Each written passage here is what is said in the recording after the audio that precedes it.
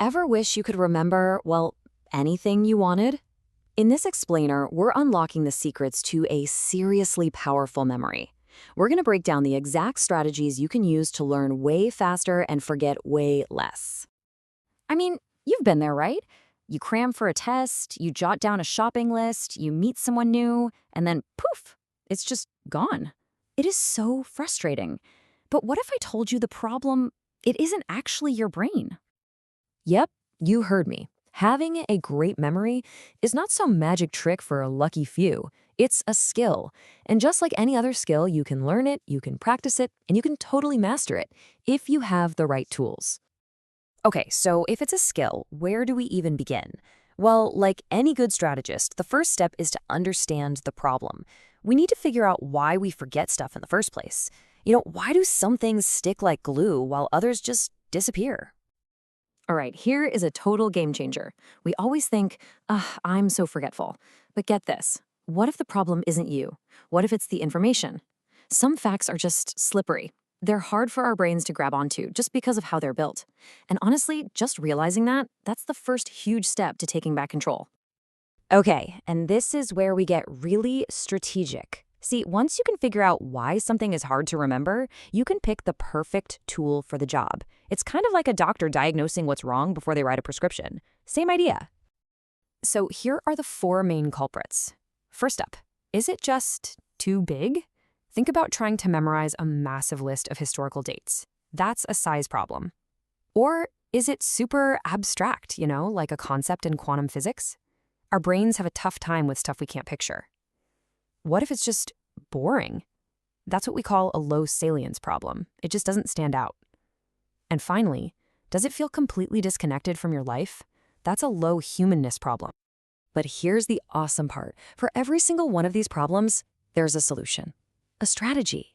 If it's too big, you just break it down. Too abstract, you connect it to something you already know. If it's boring, you invent a completely wacky story about it. And if it feels unrelatable, well, you put yourself right in the middle of that story. See? It's a system. All right, let's dive into our first set of actual practical tools. This section is all about tackling that size problem we talked about, how to take a mountain of information and give it a structure your brain can actually work with. And our first and maybe most important technique is called chunking. It's exactly what it sounds like, breaking things down. And the funny thing is, you do this all the time without even thinking about it. A phone number, right? You don't see 10 random digits. You see a group of 3, another group of 3, and a group of 4. That's chunking. So we're just going to take that simple, powerful idea and apply it to, well, everything. And get this, it turns out there's kind of a magic number for this. All the research points to our brains being most comfortable handling information in chunks of 3 to 4 items. That is not a coincidence. It's exactly why your credit card number is grouped in 4s. The whole system is designed to work with how your brain is wired, not fight against it. Okay, let's try a little experiment. Take a look at this list. 15 animals, totally random. Go on, give it a shot. Try to memorize them in order.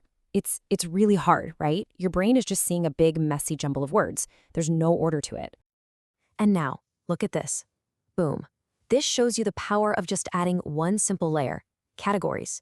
By just grouping them into pets, ocean animals, and birds, the whole thing becomes a million times easier to remember. Each category is like a little hook that pulls the other names along with it.